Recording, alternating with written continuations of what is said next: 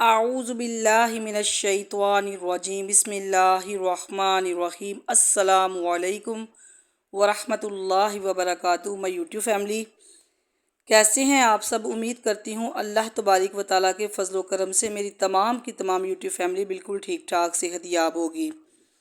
اچھا، آج کی ویڈیو میں بہت موسٹ امپورٹنٹ میں آپ لوگوں سے بات شیئر کروں گی کہ آپ لوگ بھی جانتے ہوں گے کہ جب ہم چھوٹے چھوٹے تھے اس وقت سے ہم مسجدوں میں جب کوئی فوت ہوتا ہے تو ہم اعلان سنتے ہیں کہ جو لوگ ہیں وہ یہ کہتے ہیں، جو اعلان کرنے والا ہوتا ہے جب کوئی فوت ہو جائے تو وہ کہتا ہے کہ فلاں بن فلاں رضائے الہی سے وفات پا گیا ہے.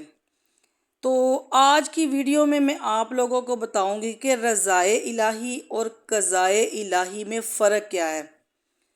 بعض لوگ جو ہوتے ہیں وہ میت کا اعلان کرتے وقت کہتے ہیں کہ فلاں شخص رضائے الہی سے فوت ہو گیا ہے، حالانکہ کہنا یہ چاہیے کہ فلاں شخص قضائے الہی سے فوت ہو گیا ہے، اس لیے کہ قضا اور رضا میں بہت بڑا فرق ہے. قضا کے معنی اور کچھ ہیں اور رضا کے معنی اور کچھ ہیں. قضا کا معنی ہے تقدیر الہی اور نوشتہ تقدیر، فیصلہ، اتفاق یا حادثہ. اس کے برعکس رضا کا معنی ہے مرضی، خوشنودی اور خوشی.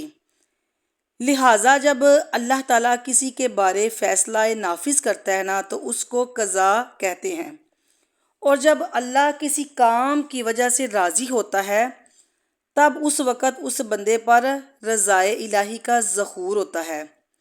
جیسا کہ قرآن پاک میں ارشاد باری تعالیٰ ہے کہ رضی اللہ عنہم ورضوا عنہ، اللہ ان سے راضی اور وہ اللہ سے راضی. ایک اور مقام پر قرآن پاک میں ارشاد باری تعالیٰ ہے کہ لقد رضی اللہ عن المؤمنین، کہ بے شک اللہ راضی ہو ایمان والوں پر.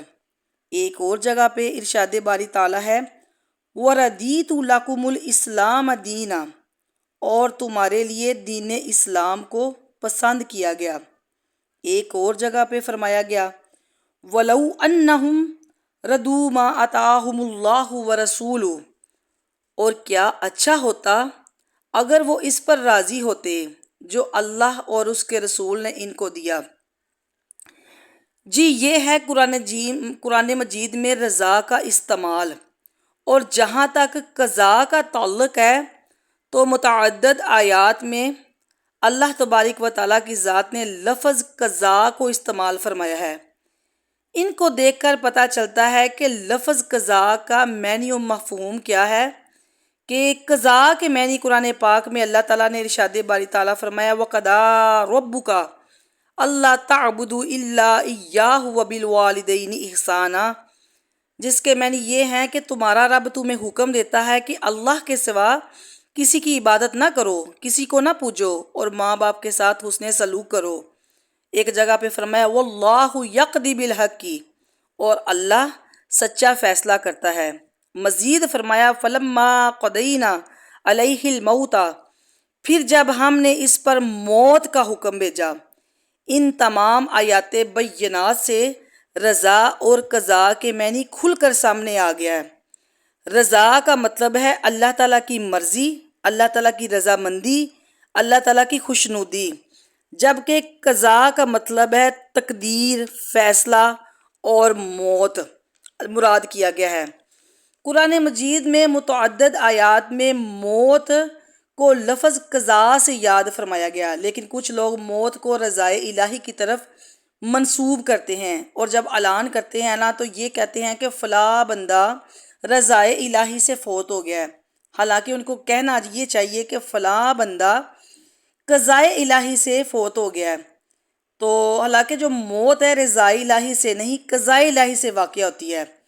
تو رضا اور قضا میں بہت بڑا فرق ہے رضا اور قضا میں بہت بڑا فرق ہے.